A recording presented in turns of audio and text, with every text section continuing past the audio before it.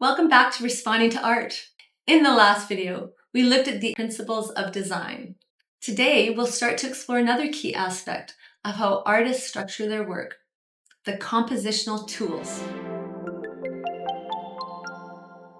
I have identified 6 main tools, and they are focal point, rules, armatures, perspective, depth, and light source. And each one of these will help guide how we produce and or experience a piece of art. In this episode, we will begin with what I consider to be one of the most important compositional tools, focal point.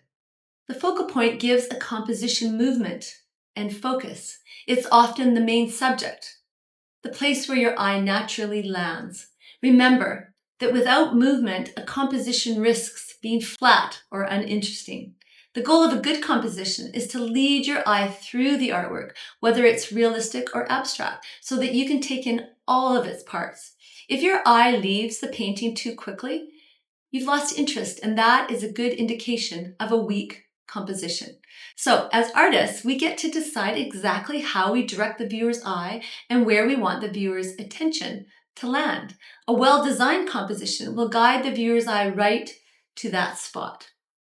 As someone responding to art, notice how your eye moves as you look at a painting.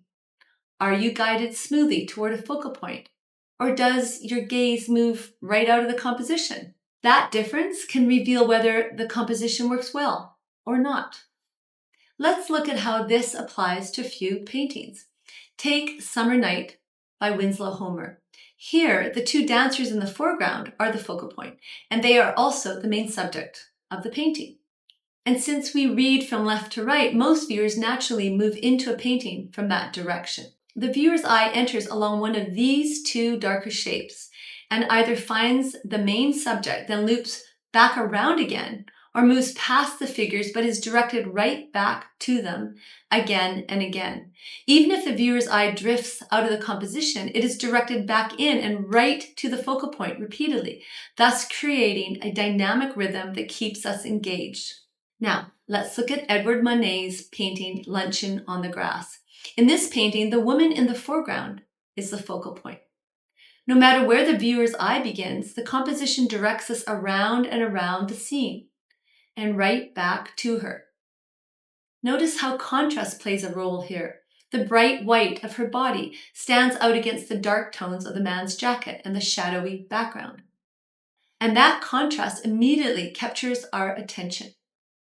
We can also see the same principle play out in Francisco Goya's The 3rd of May. Here the viewer's eye goes straight to the man about to be executed, drawn both by his dramatic gesture and by the stark white of his shirt against the dark surroundings. Don't forget that our eyes almost always move first to the area of highest contrast, and whatever stands out the most becomes the focal point. Besides contrast, color, texture, and detail can all create successful focal points. Now, as you look at the next few examples, pay close attention to where your eye goes first and how it gets there. What draws you there? High contrast? An intense color?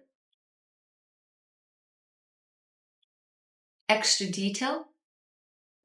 And what leads you there? Line? Shape? Texture?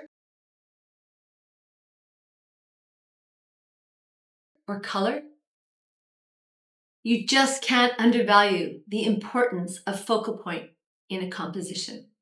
So that wraps up the first compositional tool, focal point.